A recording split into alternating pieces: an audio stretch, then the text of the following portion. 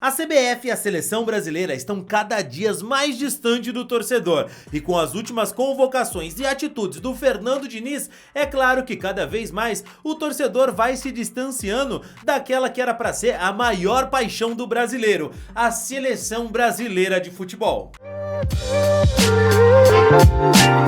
Salve galera, tudo tranquilo, tudo numa boa? Aqui quem fala é o Rodrigo do canal Fute Prime. Sejam todos muito bem-vindos a esse nosso humilde espaço, esse canal que é meu, é seu, é nosso. E sim, demorei pra trazer pra vocês esse vídeo aqui sobre um compilado dessa data FIFA, tudo que a gente tem que falar, o que deu errado, o que deu certo. Mas rapaziada, desculpa, tive alguns problemas particulares aqui, por isso acabei atrasando aqui a entrega desse vídeo pra vocês. Mas a gente vai trocar uma ideia sobre isso agora, então isso eu espero que não se repita novamente, tá certo? Bom, primeiro quero te pedir que se você não é inscrito no canal, se inscreve agora pra dar uma moral pro nosso canal aqui. E também, claro, solta aquele like no vídeo, beleza? Ó, por que a seleção jogou tão mal nessa data FIFA? Que foi uma data, assim, realmente, cara, era aquela coisa assim, ó, parou todos os campeonatos. O jogo que teve no meio disso tudo do Campeonato Brasileiro foi um Cruzeiro e Cuiabá horroroso. Então, assim, a gente ficou sem futebol, e o futebol que a gente teve da seleção era melhor ter ficado sem, principalmente por conta da lesão do Neymar. Ninguém nunca comemora uma lesão, e a lesão pode ser grave. O Neymar pode ficar de 6 a 8 meses afastado dos gramados.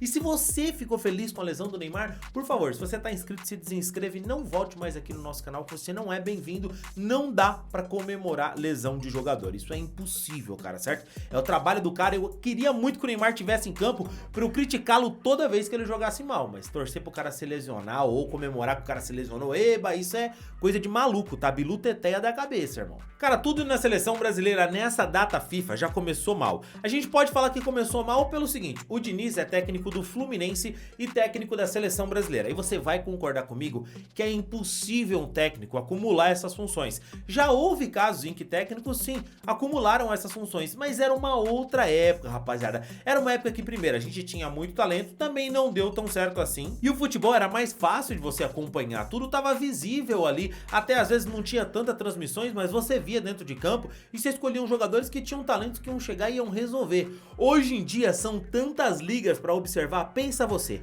Como que o Fernando Diniz convoca, por exemplo, lá, o Fernando Diniz convocou os primeiros laterais, convocou o Wanderson e o Caio Henrique. Esses dois se machucaram. Aí o Diniz teve que trocar, falou: não, vou colocar outros então, vou chamar o Carlos Augusto, vou chamar o Ian Couto. Aí você já vê, já são outros laterais. Aí o Danilo, que se machucou, foi pra seleção, se machucou, teve que entrar o Ian Couto. O Arana também não jogou muito bem o primeiro jogo contra a Venezuela, o Diniz tentou colocar então ali o Carlos Augusto. É muita mudança. Você acha que o Diniz tá acompanhando o Girona no Campeonato Espanhol? Você acha que o Diniz tá acompanhando o Sauditão pra ver se o Talisca ou o Neymar estão jogando bem? Que o Diniz tá acompanhando a Premier League pra ver se fala assim: não, pô, eu tenho que dar um jeito de colocar o Joelinton no time. Você acha que o Diniz tá acompanhando, pô, o campeonato italiano pra ver se o Brenner tá bom ou não? Não tem condições, gente. A situação é bem assim, ó. Não dá pra um técnico hoje trabalhar dentro de um clube onde ele tem que observar o adversário, observar o time dele, pensar em estratégias, pensar em treinamentos e ainda assim ter que se preocupar com a seleção brasileira, acompanhar futebol no mundo inteiro pra saber quem ele convoca ou não. Não dá. Principalmente com essa questão do futebol, onde tem jogadores espalhados pelo mundo inteiro em tantas ligas. Hoje, se o Diniz quisesse convocar um jogador, vou dar um exemplo aqui, tá? Que tá jogando muito lá na China. Você acha que o Diniz teria essa condição? Não tem como, pô. Como que ele vai saber o que tá acontecendo no campeonato chinês?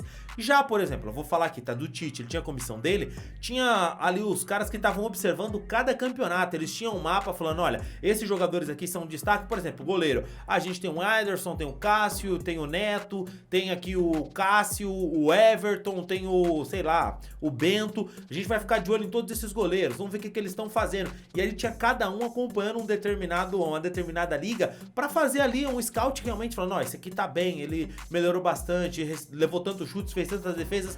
Tinha toda uma equipe. Aí a decisão final era do Tite, que é muito por questão de gosto e também pelo que ele recebia de feedback. E no final o Tite também fazia aquela observação daqueles que estavam melhores avaliados pela sua equipe. O Diniz, você acha que faz isso? Não tem tempo, cara. E aí você vê que já nessa situação que é bizarra, que o treinador não tem como se dedicar à seleção brasileira, aí a gente pega a situação que é o seguinte: o Brasil agora convoca o Diniz, ele chama a seleção brasileira e ele deixa de trazer nomes que estão bem, nomes que são unanimidade. Por exemplo, na Premier League, o Martinelli e o Joelinton. Então aí você fala assim: ah, mas estava machucado o Martinelli e tal. Não tem telefone. Entende? É aquela coisa que você liga e fala assim, escuta, eu quero levar o Martinelli, ele vai voltar a tempo, né? Eu vou chamar ele agora na próxima, você acha que ele vai estar nessa data FIFA, ele vai estar bem? Existe uma negociação, isso acontecia com o Tite, ligava para os coordenadores de time, enfim, para outros treinadores, para saber a condição dos jogadores. O Diniz não tem tempo para fazer isso. Primeiro que eu não sei nem se ele vai ter essa moral por se tratar de um treinador interino, posso falar assim, dentro da seleção. Então acaba não tendo essa, sabe, essa questão de, pô, ligar, saber se o cara tá bem, vou chamar ou não, vai voltar a tempo. Aí ele deixa de fora jogadores, por exemplo, que ele tá vendo o Tiquinho Soares jogar aqui. Agora, você quer me convencer que o Diniz tá assistindo os jogos do Wolverhampton, do Wolves, lá pra saber se o Matheus Cunha tá brocando, tá fazendo gol? Chamou o cara em 2 convocações? Ah, pelo amor de Deus, que isso não cola pra nós, né? Pelo amor de Deus, né? Não tem condição, né? A convocação de algum desses jogadores, como por exemplo, o Matheus Cunha, o Richarlison, o Gerson, ele tá vendo o Gerson jogar. O Gerson merecia convocação pra seleção?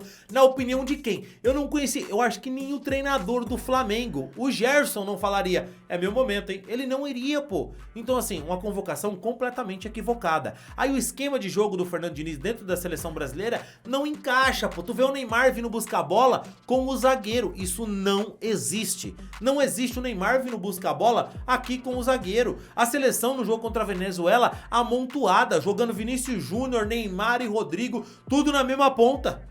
Sabe, amontoado. O Vinícius Júnior tem um lance contra a Venezuela que me chama muita atenção. O Vinícius Júnior faz uma jogada, vai dar o passe pro Richarlison e a bola bate no calcanhar do Neymar, porque tá todo mundo amontoado. E o Diniz escala jogadores que a gente tá vendo que não vão dar respostas. No primeiro jogo ele coloca novamente o Richarlison pra jogar. Tá mal. O Casemiro pra fazer o que o Diniz quer não funciona. O Casemiro tá mal também. Dá uma impressão até que o Casemiro tá um pouquinho, né? Você também não concorda comigo? E além do que, o Marquinhos, pô, o Marquinhos vem mal no clube, vem mal na seleção e continua sendo tratado como um zagueiraço. Pô, não é.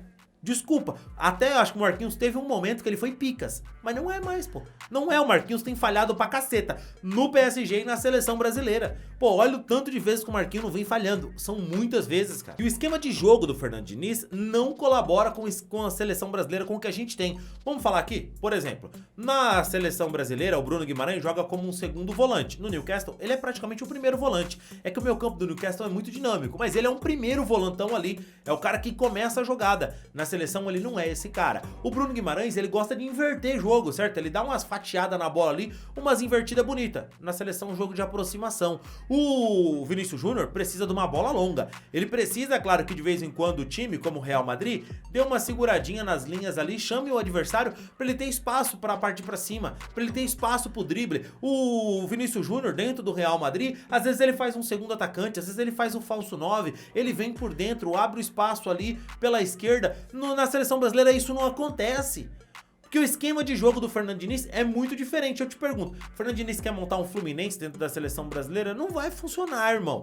No Fluminense ele montou o melhor com o que ele tinha. E o Fluminense funciona muito bem, com jogadores que se dedicam muito. Primeira passagem do Diniz no Fluminense, vocês devem se lembrar, tinha muitas chances de gol, mas não convertia. No jogo que o Diniz foi demitido, se eu não estou enganado, o time deu mais de 30 chutes ao gol. Foi numa Copa do Brasil, se eu não estou enganado, ele não conseguiu furar a retranca e aí o Diniz foi demitido. Na volta, ele tinha um rapaz chamado Cano, tem, né, um rapaz chamado Cano, que ajuda muito esse índice de finalização ser convertido em gols, então isso ajuda muito. Eu não gosto do negócio do Fernando Diniz, desse técnico motivacional, de vamos lá galera, vamos lá, minha caceta, irmão.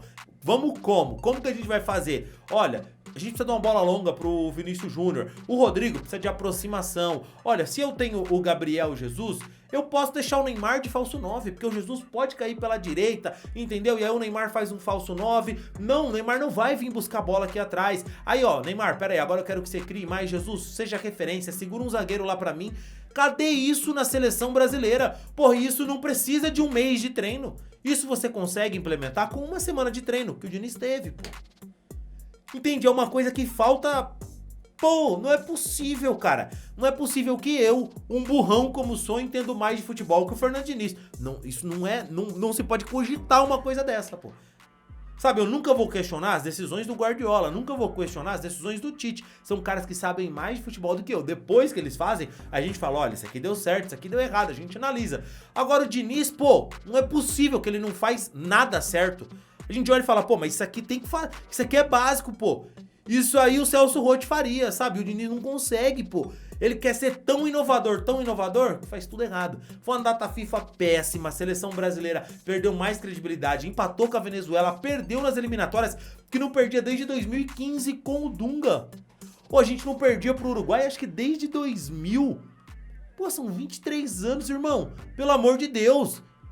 Qual é o teu estilo de jogo, a tua genialidade que você consegue destruir um histórico da seleção, recordes, consegue empatar com a Venezuela? Ai, mas a Venezuela melhorou muito. Ah, vai pra porra. O jogador da Venezuela é o Soteldo, joga no Santos.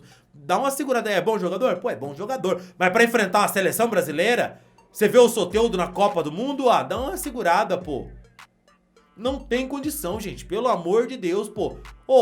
Empatar com a Venezuela em casa. Perder pro Uruguai com a torcida uruguaia gritando olé pra seleção brasileira. Aí é pra tacar o pau fora e falar, ó, chega. E Venezuela sem Cavani e Suárez, tá? A Venezuela não, perdão, o Uruguai sem Cavani e sem Suárez. Uma coisa ridícula. A data FIFA da seleção brasileira foi algo bizonho, assustador, algo completamente ridículo. E não dá pra continuar assim. Próxima data FIFA, em novembro, o Brasil enfrenta a Colômbia fora de casa e a Argentina no Maracanã. Deus nos proteja, porque pra gente tomar uma escovada da Argentina no Maracanã, que vai ficar pra história, é muito fácil. Muito fácil, cara. A Argentina tá jogando bem, o Messi tá inspiradíssimo e pegar um Brasil é tudo que eles querem. Tomara que o Diniz mude o pensamento daqui pra lá. Mas como? O cara tá preocupado com Libertadores, preocupado com o Campeonato Brasileiro. Como que ele vai pensar em seleção brasileira? É muito difícil, gente. Deixe aqui nos comentários o que vocês pensam, o que vocês acharam dessa data FIFA e o que vocês mudariam na seleção brasileira. Eu fico por aqui, te vejo no próximo vídeo. Valeu e tchau, tchau.